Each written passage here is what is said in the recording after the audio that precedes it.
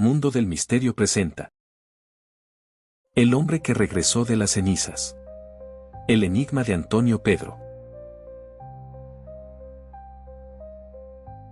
Para entender el misterio que envuelve esta historia, primero hay que entender quién fue Pedro Infante. No era simplemente un actor o un cantante, era el corazón de México. En la época de oro del cine mexicano, Pedro representó al pueblo, al carpintero humilde, al charro enamorado, al policía valiente y al padre sacrificado. Su carisma era tal que las mujeres lo adoraban y los hombres querían ser como él. Con más de 60 películas y cientos de grabaciones musicales, se convirtió en un símbolo de identidad nacional. Un hombre cuya sonrisa iluminaba las pantallas y cuya voz de barítono consolaba los dolores de todo un país.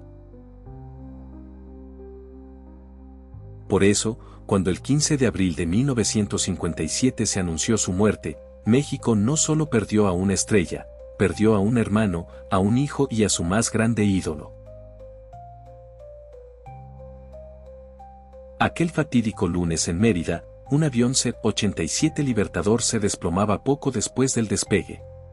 El reporte oficial fue contundente, no hubo sobrevivientes y el cuerpo del ídolo quedó tan calcinado que solo una esclava de oro y una placa de platino en su cráneo permitieron identificarlo.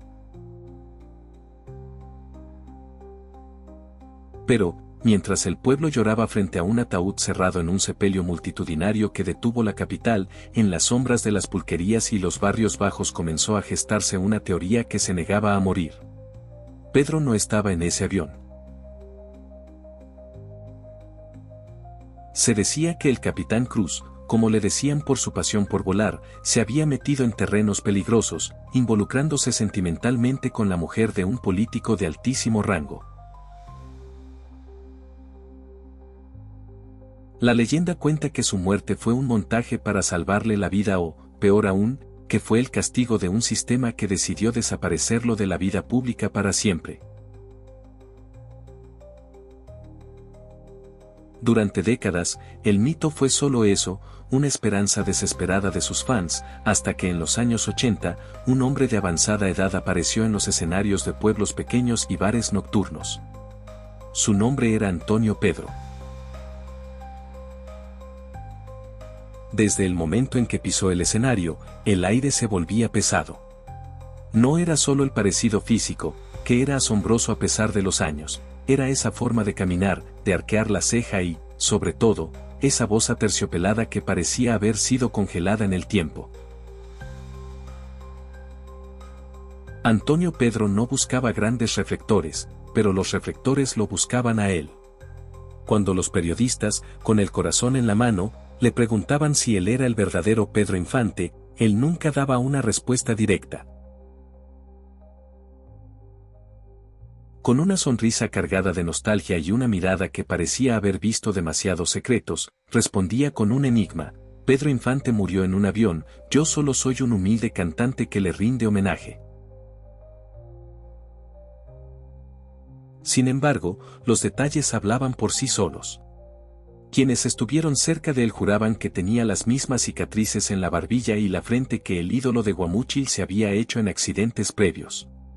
Se decía que conocía anécdotas privadas con Jorge Negrete y Cantinflas que ningún imitador podría haber inventado.